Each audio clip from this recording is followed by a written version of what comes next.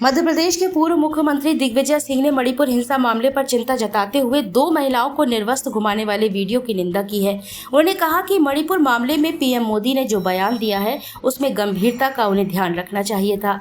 दिग्विजय ने कहा कि पीएम को संसद ने विपक्ष को मणिपुर मामले में विस्तार से सुनना चाहिए और सरकार को बताना चाहिए कि वो मणिपुर को लेकर क्या करने वाली है। प्रियंका गांधी की 21 जुलाई को ग्वालियर सभा के लिए दिग्विजय सिंह ग्वालियर में हैं। उन्होंने मीडिया से बात करते हुए कहा कि मणिपुर में 3 महीने से अशांति है। 2 ऐसे समुदाय हैं जो भारत की सेना में कंधे से कंधा मिलाकर देश की सेवा करते थे और रक्षा करते थे, आज एक दूसरे के दुश्मन बन गए हैं। ये हालात चिंताजनक हैं। उन्होंने 2 महिलाओं को मणिपुर में निर्वस्त्र कर घुमाने और उनके साथ अमानवीय कृत्य किए जाने की निंदा की है। उन्होंने इस मामले में पीएम मोदी के बयान पर भी सवाल उठाए हैं। दिग्विजय ने कहा कि पीएम ने बयान देते हुए घटना की गंभीरता को ध्यान में नहीं रखा। वे सावन और इधर उधर की बातें करते रहे।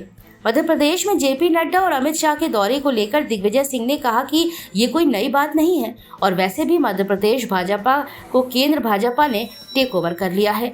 मध्य प्रदेश भाजपा तो घर बैठी है। गठबंधन इंडिया के सवाल पर दिग्विजय ने कहा कि पहले भाजपा मजाक उड़ा रही थी, अब जब हम एक साथ बैठ गए हैं तो वो परेशान हैं।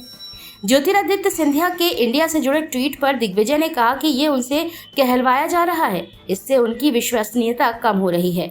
उन्हें ये सोचना चाहिए, आज वे उस पार्टी को कोस रहे हैं जिसमें उनकी दादी, पिता और वे खुद रहे हैं। उन्हें पार्टी ने सब कुछ दिया है और आज वे उस पार्टी के लिए कह रहे हैं, इसका उन्हें नुकसान ही होगा। मणिपुर में अशांति लगभग 3 महीने होने हैं। अरे क्या यार, जावेद जी आईडी भी नहीं पकड़ पा रहे हैं। लेकिन इस बात का है सही है कि जिस प्रकार की परिस्थिति बन गई, छोड़ दो कोई कुकी मेथी क्षेत्र में नहीं दिख सकता और कोई मेथी कुकी क्षेत्र में नहीं दिख सकता।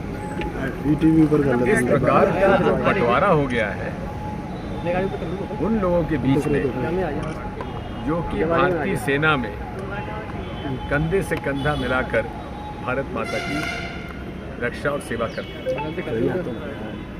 3 महीने लगातार वहाँ एक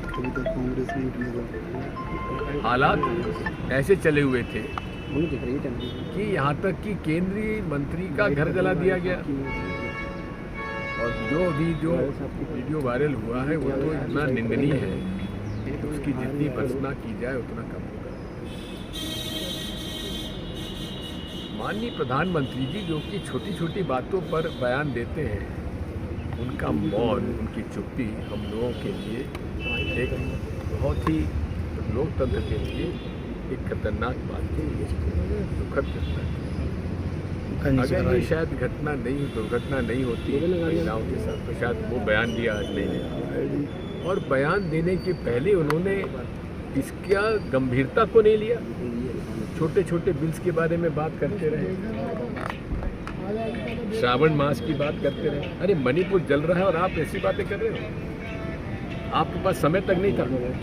इस प्रकार का यहाँ पर आपका व्यवहार रहा है।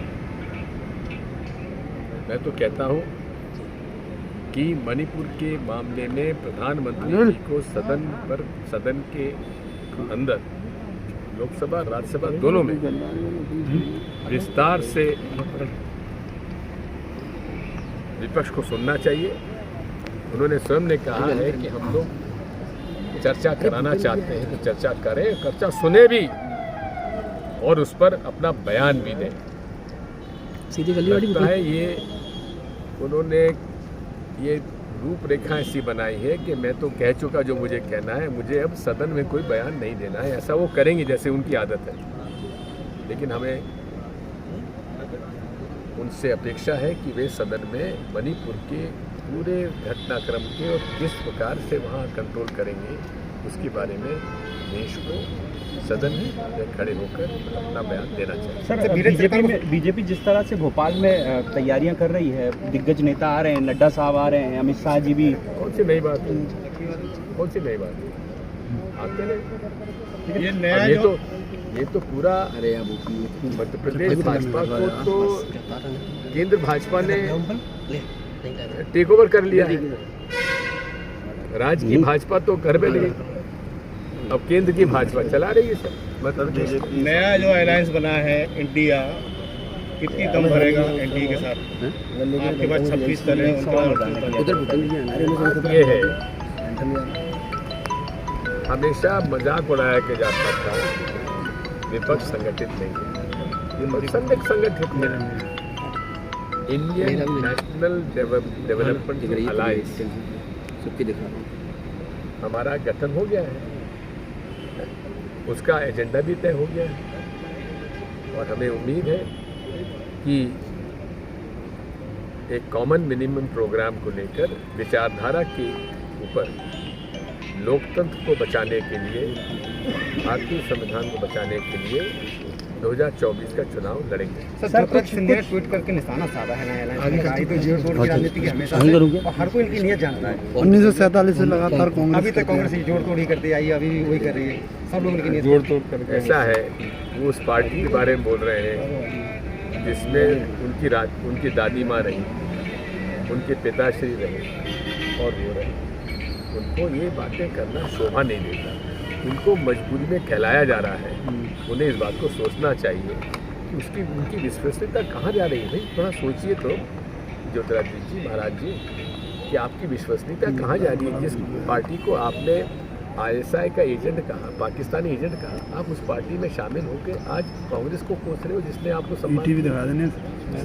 सम्मान दिया, आपकी दादी जी को सम्मान दिया, स्वर्गीय राजमाता सिंधिया जी को, विजयराजे जी को, माधवराव जी महाराज को सब सम्मान दिया, सब कुछ दिया, आपको क्या नहीं दिया उसका आप उसी सर कांग्रेस के बारे में इस तरह से बातें कर रहे हो, ये आपको उचित नहीं। सर बीजेपी कह रही है कि ग्वालियर चंबल संभाग में जो सिंधिया फेस हुआ करते थे कांग्रेस का, अब कोई फेस नहीं बचा है। वो खुद ही तय कर ले कि ग्वालियर चंबल संभाग में नरेंद्र सिंह तोमर फेस है कि सिंधिया जी फेस। FIR हुई है इंडिया के विरुद्ध 12 ऐसी होती सर रही। एक आखिरी सवाल है, जो सीटें पारंपरिक रूप से बीजेपी जीत रही है, उन्हें जीतने के लिए क्या कुछ रणनीति है सर? बन चुकी है और उसका क्रियान्वयन शुरू हो गया है।